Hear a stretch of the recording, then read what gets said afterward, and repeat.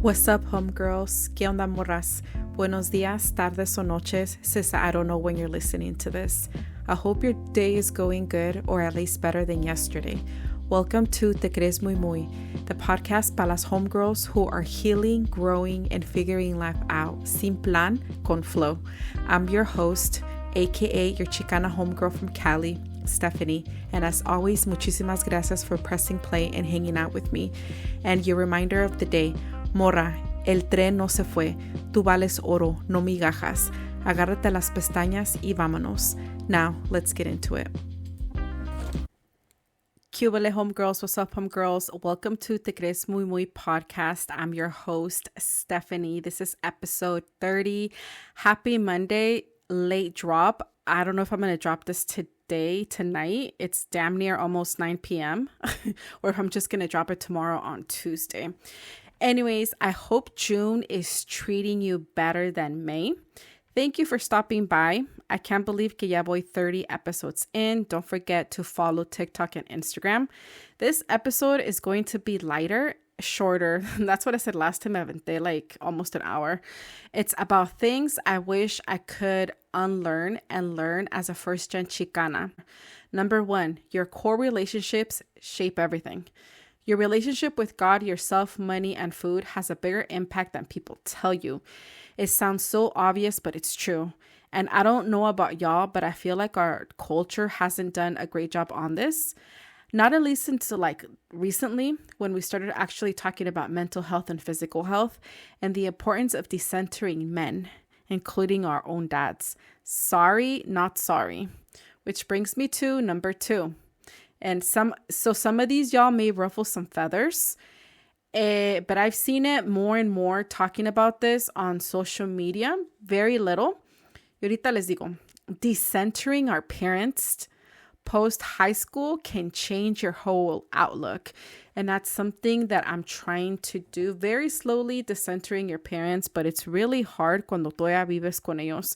I've seen that's a stretch. I've seen many videos on Instagram saying that they want to get the fuck out of their parents' house because of the mental health. The parents just, granted that I have a pretty good relationship with my parents.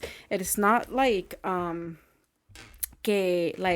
they make me cry, esto y que el otro, but still, y'all, I feel like we need our space.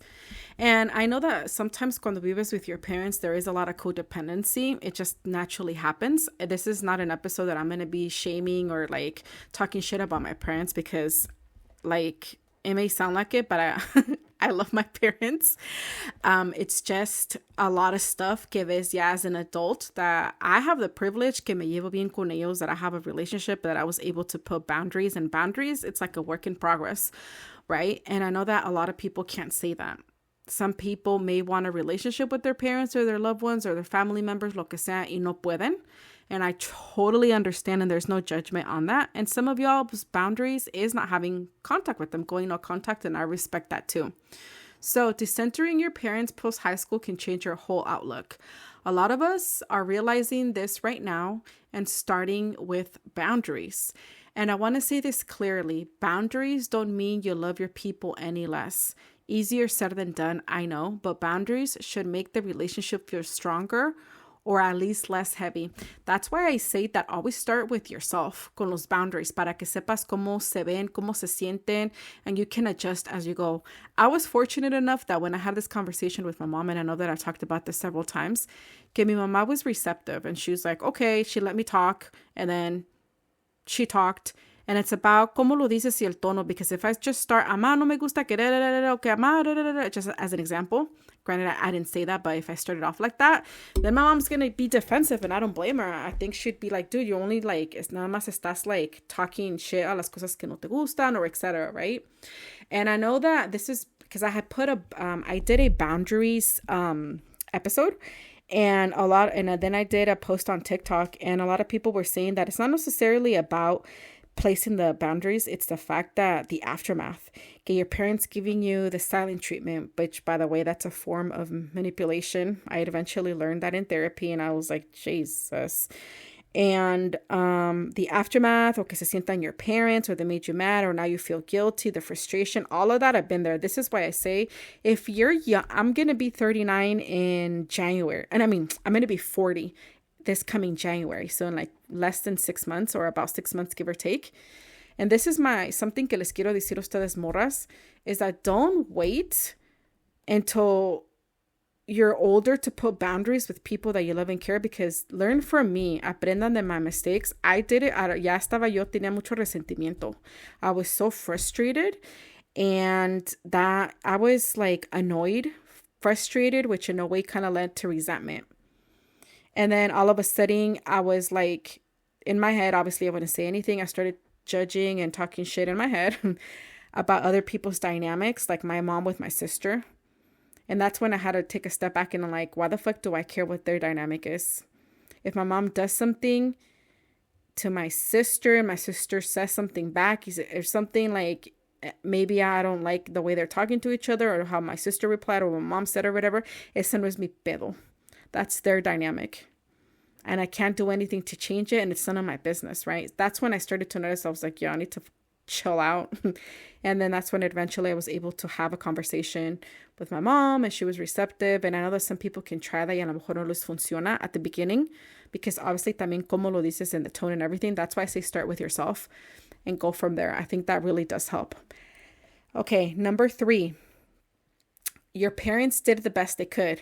And I know that sounds contradictory. I know that decentering your dad and your parents did the best they could kind of sound like they're both tension, like they're both fighting or whatever. But here's how I hold both. Your parents were once young, they had goals and they had dreams. They're being parents for the first time as well, right? Some of them wanted to go home, like home, Latin America home, y no pudieron. Or they're still planning to, but now that's going to look different. Some people experience loss, grief, because remember that grief doesn't necessarily mean death. Cosas inesperadas, like illnesses, death, lo que sea, or just loss in general and stuff. And I know that, like, for example, here's a quick short story. I was the first one in my family to go to college.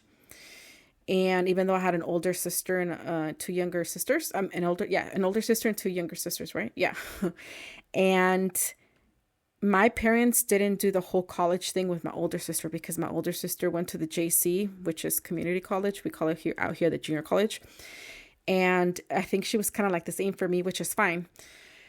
And then I remember that I was a sophomore, I think, or junior. And I used to get mad and be like, dude, how come my parents are like white parents y me llevan a ver las escuelas? I learned about college, quote unquote, in a way kind of too late. And what I mean by that is que yo ya no tenía los grados to be able to transfer straight from high school, meaning go straight to a UC or a CSU or whatever. I didn't. I was cutting a lot. I was ditching a lot of classes, cutting or whatever. Ditching y pues ya tenía los, like, I graduated with extra credits, and not in a good way.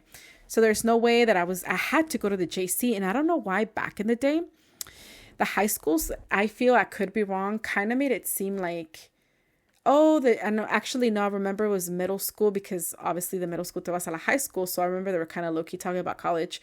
And I remember that I used to kind of shit on like the JCs or the community colleges, and kind of say like, que iba toda la gente que no pudo entrar, which is true, but not, because there's some people que quieran hacer una carrera corta. They just wanted to do something like technical and that's it. Or they didn't know what they want to do, so they never applied, or they wanted to save money. So many different reasons and stuff.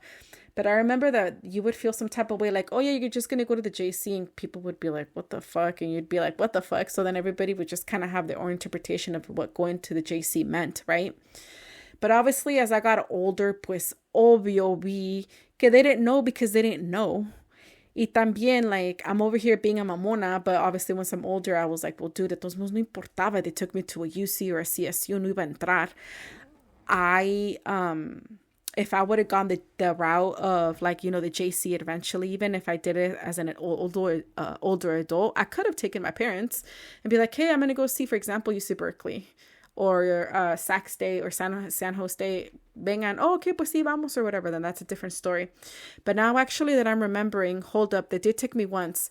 Me llevaron to the Academy of Art in San Francisco. If you know, you know, they have like classes all over the city. And I remember the very last one, era una clase, como un building donde pintaban like paint. And obviously, like, they had the sink and everything in the class. Y estaba pues bien sucio, but not sucio like dirty, like dirt, like polvo. Sucio as in like, it's an art studio. Había pintura like all over the walls and the floors or whatever, but it was clean. I don't know if that makes sense. But because my parents were all new to this, a ellos se le hicieron feo. Because I think they thought of like classrooms, right? But this is like a college, a art school, right? And they didn't like it. I did, because I was like, fuck yeah, I get to go to Frisco. I can commute on the bus, or if I have a car, me puedo ir, because Frisco, you know, the city, whatever. And then I remember que salimos y bam, ahí estaba el Bay Bridge. So for those of you who have never been to the Bay Area or not from the Bay Area, the Bay Bridge connects Oakland and San Francisco. Y ahí estaba. It's not the Golden Gate Bridge, the red one. This one's like silver or whatever. And they actually like remodeled it a few years back, and anyways, I'm getting off track, my bad. So then I remember I saw that coming out. I was like, dude, this is fucking sick. Remember the word tight? I was like, damn, this is hella tight. Y pues yeah, you know, I was like, fuck yeah and stuff. And then that was the only way that I was going to be able to go to college, just if I went towards those type of schools. And then eventually I went all over the place y no me gradué into an older adult. But I go back to this, that like, pues yeah, perspective, que mamona, right? I didn't tell him any of this, but I used to think in my head, like, what the fuck? And then none of my friends were going and touring colleges either, because a lot of them didn't even want to go to college. So in a way, I kind of felt alone in that process too. And I'm not making an excuse for my parents, but at the same time, es la verdad, because they didn't do it with my sister, and I never talked to them about college, yeah, until later. But like I said, once again, it was just too late for me to go the traditional route. Okay.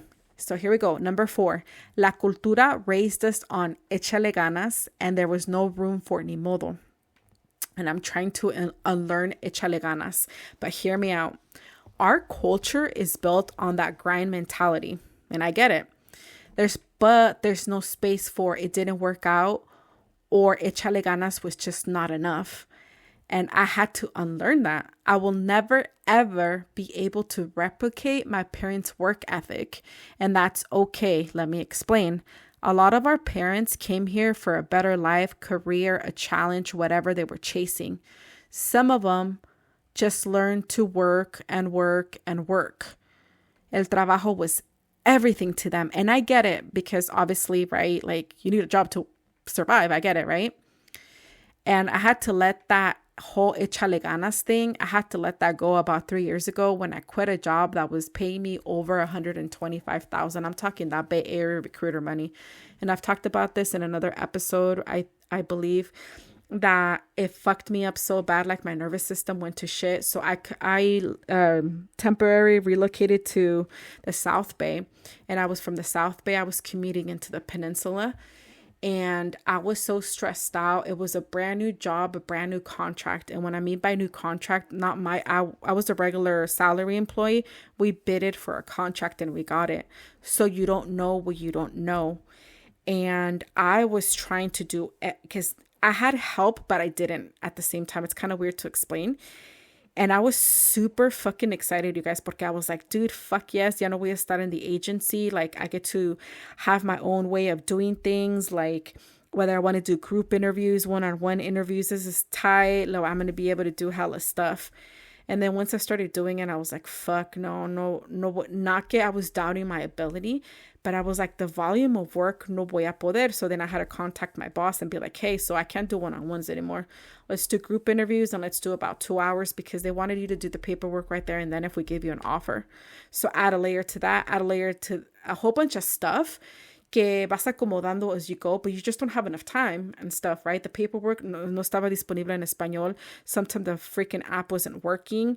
Some people were hella, what's that word? They were hella entitled, como que a huevo los tengo que ayudar, meaning like, how can I say it? Yeah, I'm there to help them, but it was expected. There we go. It was expected for me to help them, but not expected as like, oh, pues sí, van a tener a alguien, sino like, no, a huevo, you have to help me. Hella rude and stuff. It was a lot. And I gave it my all, le eché ganas, and it fucking just did not work out, y'all. And I was freaking devastated. I felt like such a failure. And then I remember my very last day, like, le dije a my boss, ya acabé todo or whatever. Y dijo, okay, le dije, I'm really sad que me voy a ir. Le said, me too. Y le said, because I know that I failed you. I know, because I told them that the help he was trying to give me just came too late. And the people que me iba a traer ni hablaban español. So I was like, no me puedo aventar yo todo el trabajo with, like, if they're not going to be able to help me, because everything is going to go at the pace and volume, right? So yeah, if they can help with the onboarding, but it's not going to get done until I explain it to them.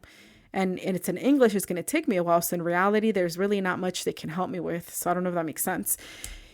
Y me dijo that he felt bad that I told him that the help came too late. He's like, but I know what you mean, because sí cierto, la se te fallé as a boss.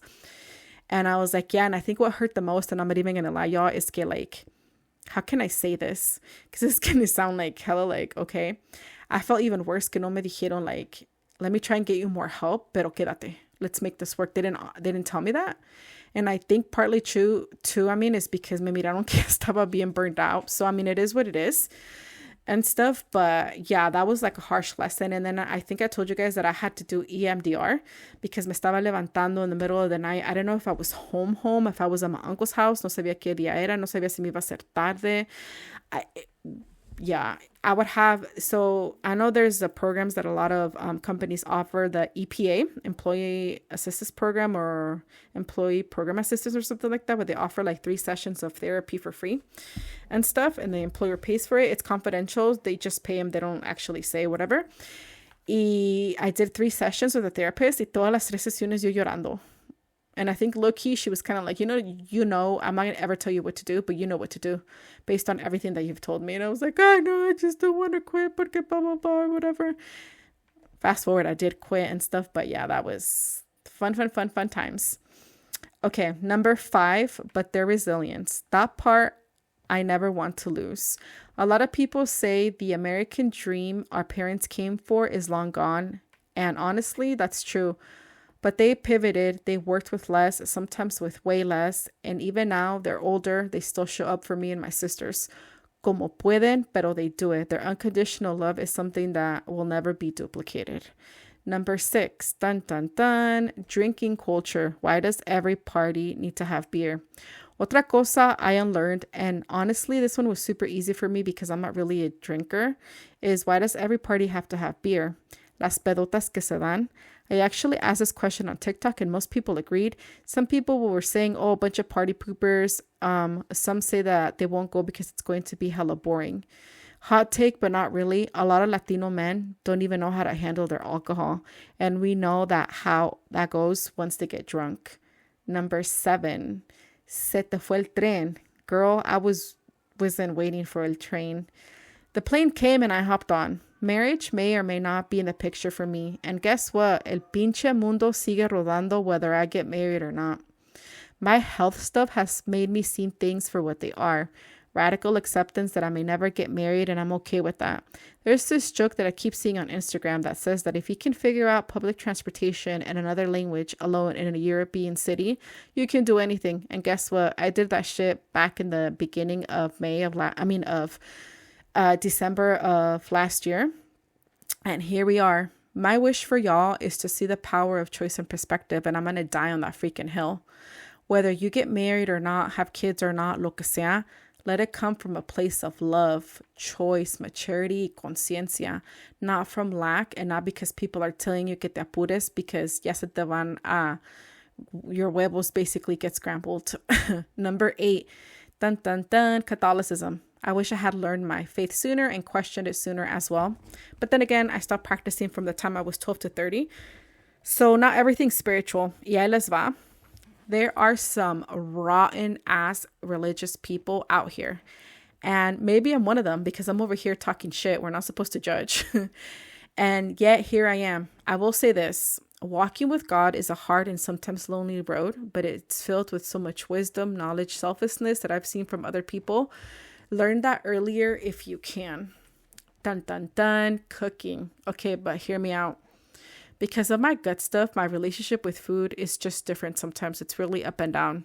I can cook some Mexican food, but when I'm not feeling well, guacala. Nothing sounds good, and to me, nothing tastes good. So it's up and down.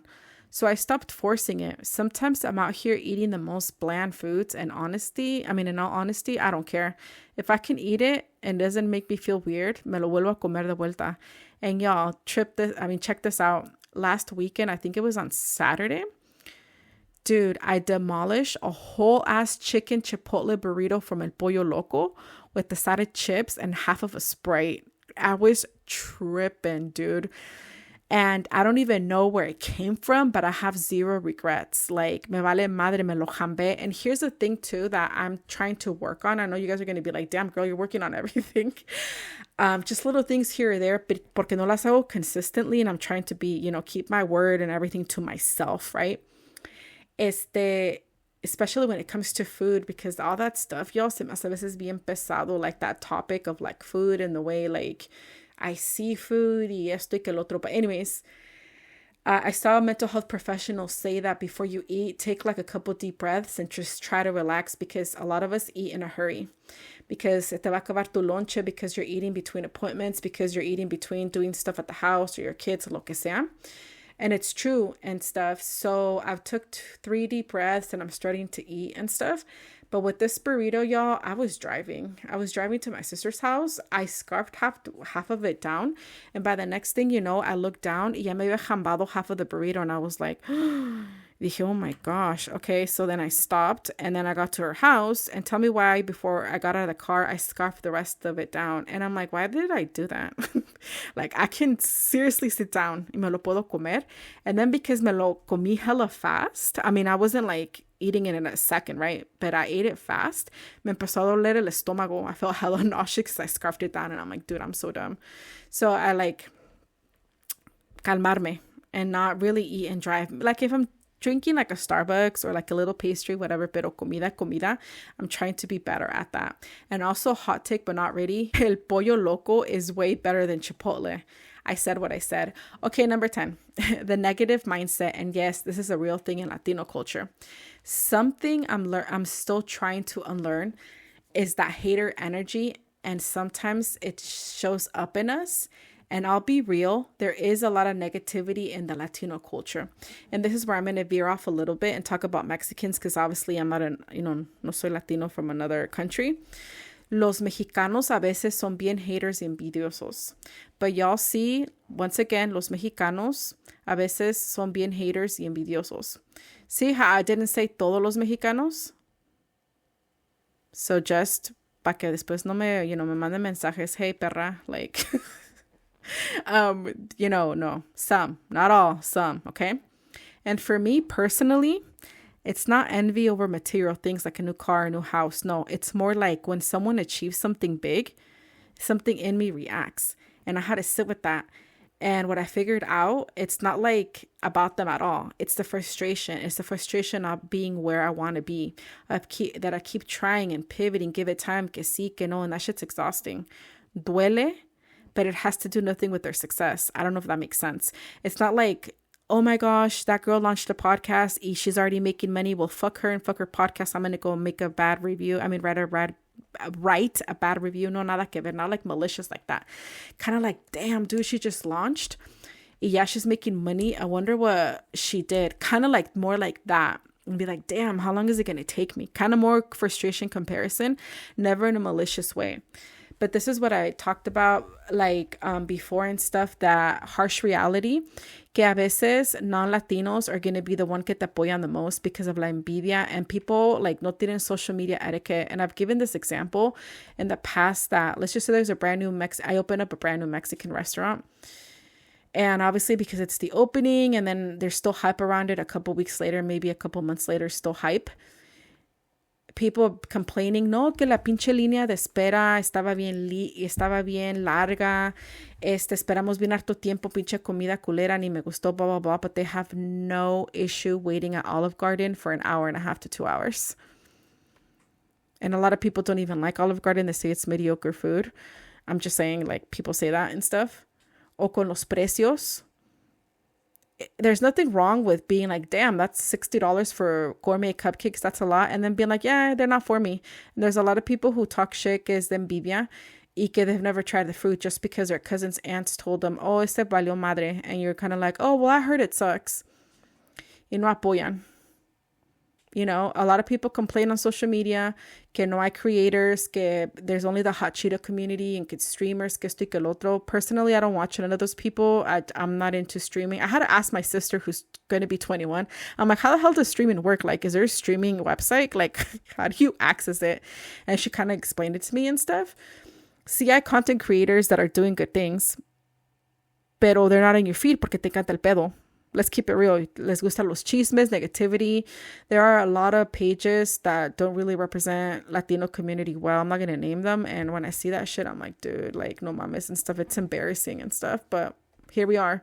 So sí existen, pero no apoyan. Or we're so small that they haven't discovered us. Y no me quiero dar tanta importancia, but I think I talk about important stuff. And I know I ramble a lot. I'm trying to get better. Or maybe my tone people be like, damn, this girl's hella like boring or whatever. But I don't know. That's just me. Okay, let's va. Number 11, dun, dun, dun, being first gen. I don't know if this happens in other Latino communities like Centro America, Dominicans, Puerto Ricans. I don't know if this happens or not, but it does happen in the Mexican Chicano community, and I really want to talk about it. Number 11, being first gen. Still learning what I love and hate about it, and that's not the same as hating my culture. Sometimes as a first-gen Chicana, we get so much shit for not growing up in Latin America, but then they also get mad when we rep the culture. The whole pocha thing hella pisses me off still this day. I talk about some of this in the Mexican versus Chicano episodes. Go check it out. It's not about pitting us against each other. It's a conversation I hope gets had properly one day. I'll say this. I saw a comment on a thread in Spanish on a video that there was this dude who goes around and just interviews people, and it was asking other Mexicans if Chicanos born in the U.S. were even considered Mexican. The comments were, of course, all over the place, un peleadero, whatever. But one reply really stuck with me. Some Chicano dude replied in Spanish and said, even though I was born and raised in LA and I know how to speak English, I visit every summer as a kid, meaning todo the summer, not just for la fiesta or like a week or two. I love the culture. I go back as often as I can. If I have kids, I'm going to teach them Spanish and blah, blah, blah, right?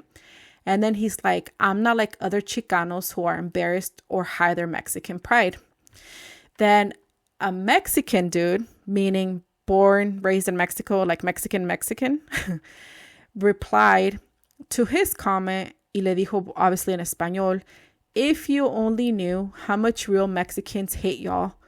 You are trying so hard to be accepted by people that will never accept you and have never liked you and call you pocho behind your back. That reply, y'all, got so many effing likes. I was like, sheesh. And I know there's a lot of generalization on both sides. I get it. But still, I was like, damn. Go check out my episode of Chicanos versus Mexicans or Mexicans versus Chicanos, whatever. And I talk about a different points of view on that. I wonder if like other Latinos go through that because, you know, they get called like no sabo and stuff, but like, o que no tienen esa conexión to Latin America like that for whatever reason. Maybe the parents didn't emphasize it, or maybe the parents never were able to go back to Latin America for whatever reason and stuff. I talk about that in that episode and stuff. Number 12, your parents' sacrifices were not made with you in mind, and that's okay. This is going to ruffle feathers. Their sacrifices were made out of anxiety, grief, dreams, goals, determination. You were not included in those decisions. Those decisions were thought of as maybe one day if and when we have kids, so you weren't even born yet. So stop not doing things because of after all the sacrifices your parents made to get you to this country type of stuff. I've seen that shit, and it's funny because I tend to see those comments a lot in Instagram, pero de hombres. It's always the hombres talking shit. And I'm not surprised because we all know that the first gen Latina daughters, like hijas de inmigrantes, especially the first ones, carry a lot of the burden for the most part. and the hombres don't get anything. Like if you have brothers, ni sus luces when shit hits the fan. Not all, but majority. So se me hace interesante that they talk shit, but then again, the parents don't really rely on them. Or if they're younger, like Gen Z, they're kind of like, ese no sabe nada, o esa no sabe nada, because I've seen it. But anyways, we stress out about our parents because we love them and we care for them. But they figured shit out before we were even born. They can go to the doctor with us, y'all. I'm talking to you first-gen Latina daughters, especially the eldest one. Y'all may have brothers, and this dynamic, I've seen it, but I haven't lived it because no tengo hermanos. But if you have brothers, we know how it goes. Like I said, nisus luces when stuff hits the fan. And I know that some people may get butthurt with what I'm saying because they're like, well, I can't relate. My parents are loving, esto y que el otro, and good for you. I'm not hating and stuff because no relationship with parents are perfect and stuff because cada quien está viviendo su verdad como ven las cosas y las ven o las do and stuff. But we know how it goes. We know how the cookie crumbles. And a lot of the times cuando hay mucha codependency, whether people want to admit it or not, but a lot of that stuff tends to fall on the daughter. Number 13, and this is the last one. Stop going above and beyond when nobody asks you to. Why are you out here researching, planning, solving for people who never asked you for help in the first place? And I feel like that comes from us being taught to be serviciales from the jump, especially us, the girls. We go straight into, let me resolve this mode. That's not your job. Let people figure their own shit out. I know that sometimes it's easier for us to jump in and do stuff, like when it comes to technology with our parents or doing other stuff. Some stuff I kind of get it because, sí es cierto, sometimes it's like, oh, pues no me sé mi contraseña. You're like, for fuck's sake, saying blah, blah, whatever. I get it. But this applies to friendships, applies to men you're talking to. Like luego someone at work, oh, I wonder, yeah, I've asked, no. And I talked from the experience because I had a friendship that I talked about here that it was pretty long, and then I cut ties and stuff, and I would go above and beyond for this person, and they weren't even asking me, and then I took a step back, and I'm like, why the fuck am I like that? And then I'm like, oh yeah, because I'm trying to be servicial. And servicial in a sense that like we're taught to automatically be helpers and jump in and try to resolver. And we need to stop doing that. Sometimes we automatically do it because we're trying to be helpful, but nobody has asked you for your help. So it's kind of like quit checking for people who haven't are checking for you type of thing. And I don't mean that in a mean, malicious way. Pero yo he visto, as girls, we do it. And maybe it's not a first gen. Maybe it's just being a girl, casi somos, because that's how we were taught to like be servicial once again. So I've noticed that with Latinas and stuff. And I'm like, interesting. And there's no judgment because I did it too. And I'm trying to do it less and stuff. Because some people say, oh, sí, pues mira, fue su casa. Y I know there's a difference, like, because you're hosting and you're trying to, like, people come over to your house. Oh, me atendió bien esto y que el otro. But it's like, oh, like a badge of honor. Like, oh, sí, me atendió esto y que el otro. And sometimes people don't even want to do it. But you're like, fuck it. And, like, oh, sí es muy buena gente porque es bien servicial. So if they weren't servicial, they're not good people. You know what I mean? I just want you guys to think about that because I was thinking about that shit. I was like, damn, we hella do that. Okay, so let people, like I said, figure it out. Todo, family, friends, relationship, lo que sea, all of it. So before I end this, I had my menopause class today. It was 2 hours. A lot of it did talk about menopause, like mucho. She did talk about perimenopause. It's interesting because a lot of the stuff that she talked about, I already knew because I did research, but I have to figure out whether, you want to do birth control or you get tested for hormones and a whole bunch of stuff. My thing when anytime that I get like, if I need to get medication, which is hardly ever, but if something happens and I may need to take it, I always ask if I could take it with my Zofran. And I don't know, y'all, like I just thought maybe because of, I don't know, maybe porque el calor or something, but I'm having so much insomnia, y'all. It's fucking crazy. Sometimes I'm not falling asleep until 2, and my body isn't the type to be like, okay, well, you slept until 2, so let's go ahead and wake your ass up like at 12 or something or 11 to make up. No, I'm like 6 or 7. I'm like wide awake. So I know that also affects, like trying to lose weight or stress, afecta muchas cosas. So yeah, and my lower back by my tailbone has been hurting, and I don't know if it's like a new period symptom now, and I'm like, dude, I'm like falling apart. So no sé. Luckily, I've had minimal nausea. My baseline has been really low, so like, yay, I'm happy about that. I don't want to jinx it, so knock on wood. Pero yeah, I'm like, okay, and the fact that it could last anywhere between 8 to 10 years, I was like, fuck. So yeah, a lot of stuff to think about. But yeah, so El Mundial starts this week. Mexico, I don't have any hopes for them, in all honesty. I have never ever ever rooted for the US. It's either or, and obviously my dad or whatever. So Mexico, like, yeah, yeah. I'm just gonna take it game by game by game. But it's so funny to see like the Europeans because están not quemando, but they're hella hot because of the weather and stuff. And you're kind of like, bro, we're not really technically in summer per se. I understand humidity and all that stuff, but they were the ones hella talking shit, calling Americans stupid. Y que esto y que el otro, ira, ándales para que se les quite. And now they're hella silent. And now people are making like the comments. It's so funny. They're like, now you wonder why we hella like iced coffee or iced drinks and we carry our water bottles. Esto y que el otro. I'm just trying to see if there's going to be any ones that are going to try to walk to in the New Jersey stadium. That shit's going to be crazy. Anyways, so that's it. That was episode 30. Thank you for listening. Thank you for coming back. And thank you for just being part of this little community that I'm trying to build. I hope you guys liked it.